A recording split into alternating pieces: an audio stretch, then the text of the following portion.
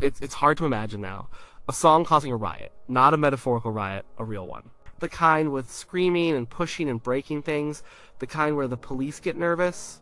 But it happened. It was the mid-1950s, and a young man from Memphis was on stage. To understand the explosion, you have to understand the silence that came before it. As America in the early 1950s was a quiet country, or at least it tried to be. The war was over. The men were home, people were moving to the suburbs, buying houses, raising families. Everything was about being pleasant, nice, normal. The music on the radio was nice too. Perry Como was a big star. He stood still when he sang, he wore a cardigan. His voice was smooth as butter. He sang about catching a falling star and putting it in your pocket. It was sweet, it was safe. You had Doris Day singing about secret loves. You had Patti Page singing about a doggy in the window. The lyrics were simple, the melodies were predictable, the singers were almost always white. They were polite, they smiled, they didn't move much. This was the soundtrack to a nation holding its breath. Everyone was supposed to be happy, everyone was supposed to fit in. Dads went to work in suits, moms stayed home. Kids were supposed to be obedient. They were supposed to listen to their parents' music. And for a while they did, but underneath that calm surface, something was bubbling. Our teenagers were a new idea. Before the war, you were a kid, and then you were an adult. You went to work, you got married. But now, in this new prosperous America, there was this strange in-between time. A time with a little money from a part-time job and a lot of feelings you didn't know what to do with. These teenagers had their own world, their own slang, their own clothes. They were looking for their own music. Something that wasn't about a doggy in the window, something that felt real. And the music was out there, you just had to know where to find it. You had to turn the dial late at night, past the big stations playing Perry Como. You had to hunt for the smaller, weaker signals. The ones coming from the other side of town, the race record stations. There you'd hear a different world. A world with a beat, a world with raw emotion. You'd hear B.B. King making his guitar cry. You'd hear Fats Domino pounding the piano. You'd hear rhythm and blues. It was music that came from pain and joy. It was honest, and it had a rhythm that made you want to move. It was music born in the black community, for the black community. But those late-night radio waves didn't care about segregation. They traveled everywhere. And white kids in quiet suburban bedrooms were listening. In this world of hidden music, there was one man who was a force of nature. A blind genius who played the piano like it was an extension of his own body. He had grown up singing gospel music in church, the music of praise, the music of the soul reaching for God. It was powerful, emotional stuff. People would shout, they would cry, they would feel the spirit move. But this man took that feeling, that sound, and he did something dangerous with it. He mixed it with the blues, the secular music of Saturday night. He took the call and response of the church choir, the soaring vocals of the preacher, the thumping piano of the gospel service. And he started writing songs about women, about love, about desire. It was a shocking combination. He took the sound of salvation and used it to sing about earthly pleasures. Some people called it sacrilege. They said he was defiling the Lord's music. But it was electrifying. It was real.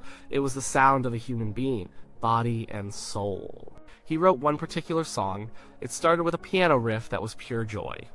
It was a simple song on the surface. It was about a woman who was good to him. She gave him money when he was in need. She was a friend when he was lonely. She was there for him.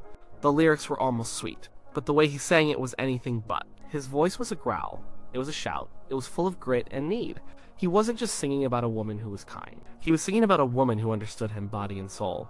The music pulsed. It had a beat that was primal. When he sang it, you could feel the Saturday night dance floor and the Sunday morning church service crashing into each other.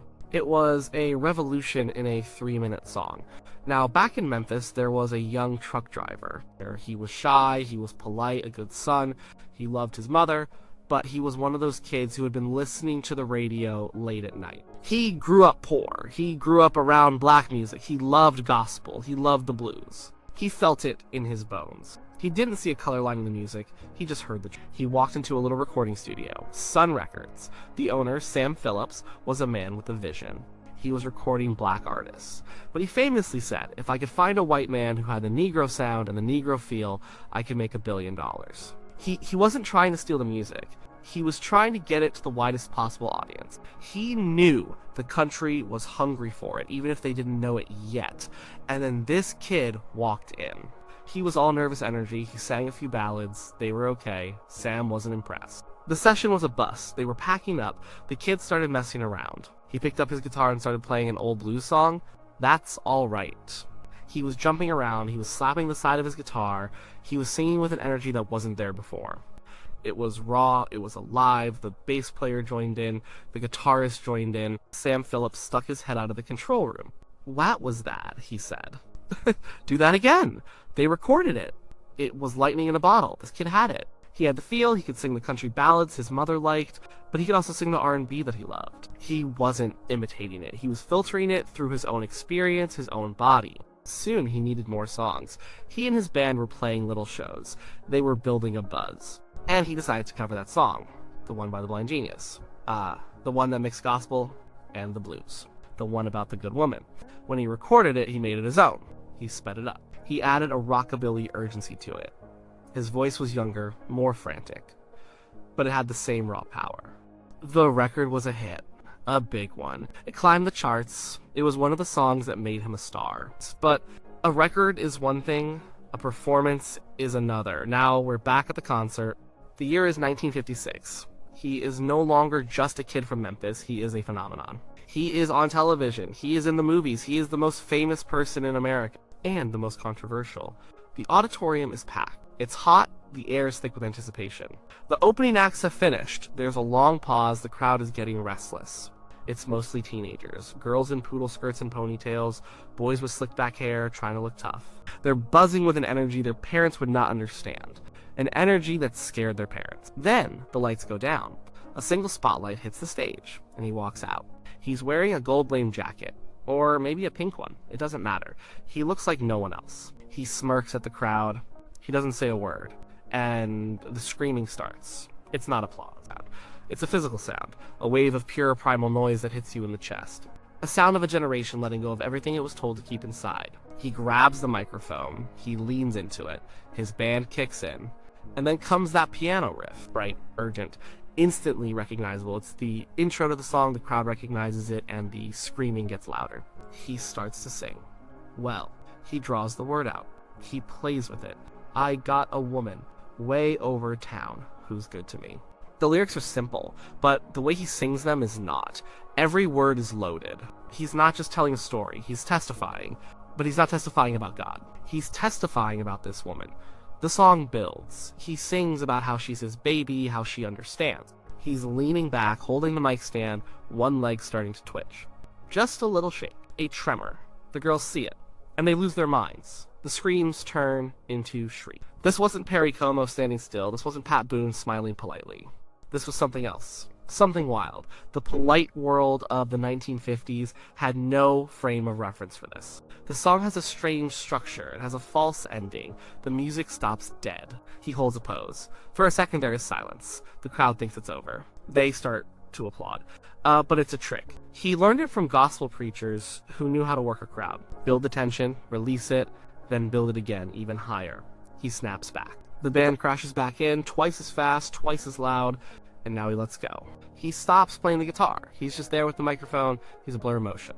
His hips start to move. Not a gentle sway, a full-on swivel, a circular, suggestive motion that was, at the time, deeply shocking. No one had ever seen a white man move like that on a public stage. It was the kind of dancing you might see late at night in a juke joint. It was black. It was sexual, and he was doing it right there, in front of thousands of kids. His leg starts shaking uncontrollably, the famous leg. It looks like it's hooked up to a power line. He's sneering, he's smiling, he's closing his eyes in ecstasy. He is completely lost in the music, in the rhythm. He's channeling all that forbidden energy of rhythm and blues, all that holy passion of gospel, and he's focusing it all on his body. The song is no longer about a woman who is good to him. It's about sex. It's about freedom. It's about a feeling that has no words. The beat is relentless. His movements are relentless. He is a symbol of everything the older generation fears. He is loud. He is defiant. He is mixing black and white culture. He is sexual. And the crowd becomes a single organism feeding off his energy. The girls are crying. They're reaching out for him. They're screaming his name. They're fainting in the aisles. The boys are watching him, mesmerized. He is everything they wish they could be. Cool, confident, free. They start pushing towards the stage. The police officers lining the stage look at each other. Their faces are grim. They've never seen anything like this. This isn't a concert. This is a frenzy. This is mass hysteria. They're supposed to maintain order. But there is no order here. There is only chaos. The pushing gets worse. The wooden barricades in front of the stage start to creak. The girls at the front are being crushed. The boys behind them don't care. They just want to get closer. To touch him. To be part of this wild new thing. The song reaches its climax. He's shouting the lyrics now. His voice raw. He drops to his knees. He writhes on the floor. He throws the microphone stand. He is pure, raw, untamed energy. The final notes of the song hit. And he collapses in a heap on the stage. For a moment, the sound is deafening. A solid wall of screaming. The crowd surges forward. A barricade splinters. A girl stumbles and falls. A police officer blows his whistle, but no one can hear it. It looks like the stage is about to be overrun. It looks like a riot is about to happen. His bandmates and a couple of security guards rush to him. They pull him to his feet. They practically drag him off the stage, out of the spotlight, into the darkness of the wings.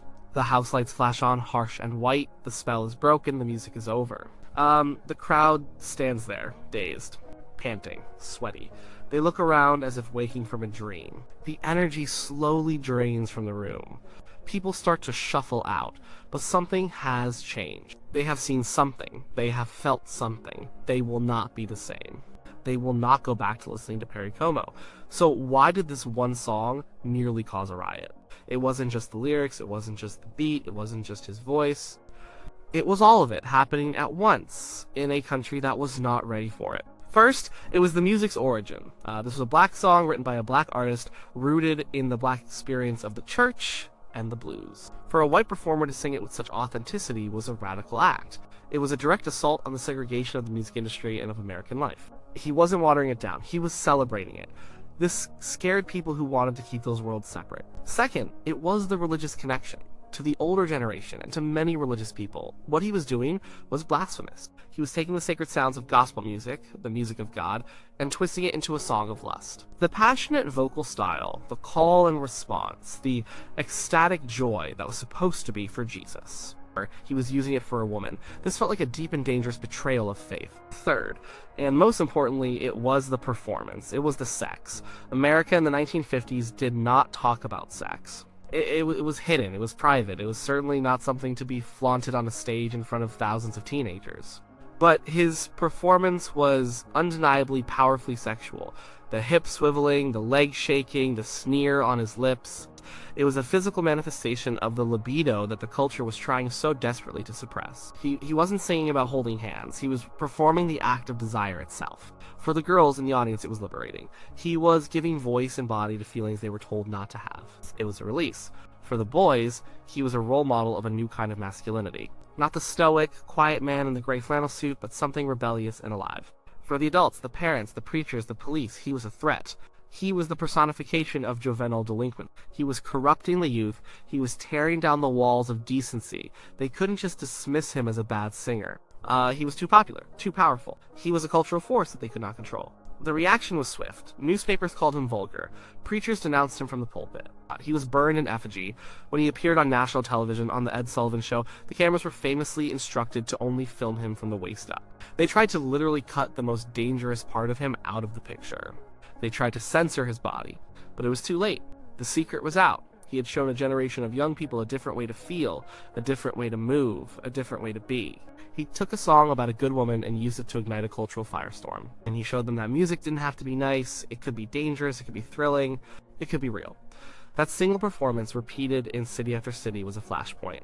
It was the moment the generation gap became a canyon. It was the moment rock and roll became synonymous with rebellion.